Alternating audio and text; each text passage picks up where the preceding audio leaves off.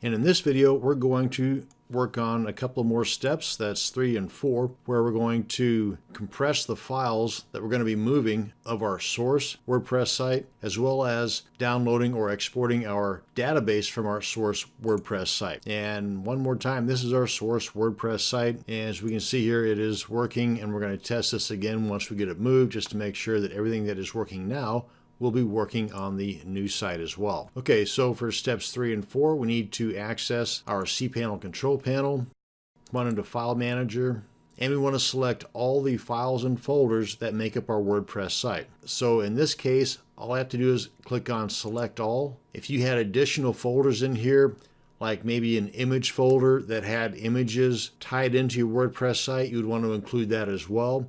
If you have any other files or folders that are associated with your WordPress site, or that you think might be associated or tied into your WordPress site, go ahead and select those as well. You can always delete them later once everything's moved over to your destination.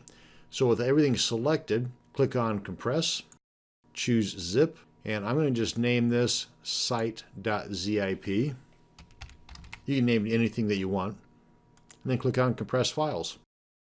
And it was really that easy.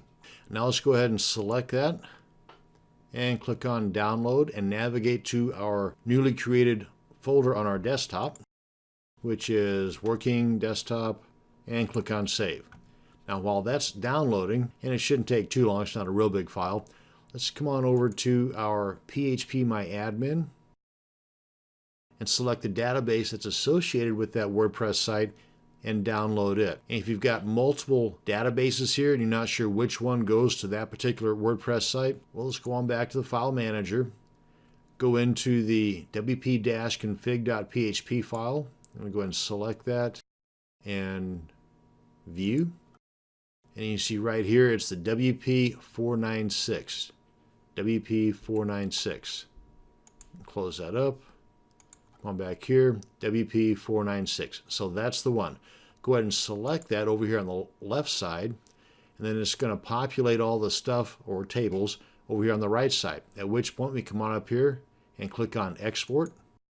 And the default settings are just fine the way they are. If it says SQL, you're good to go. Click on Go.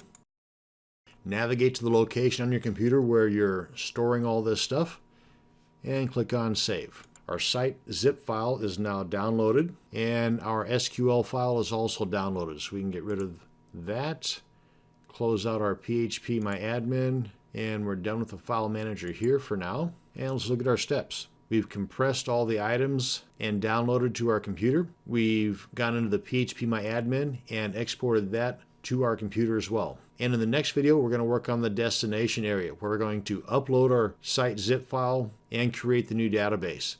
But for now, that's going to bring us to the end of this video on transferring your WordPress site from one domain to another.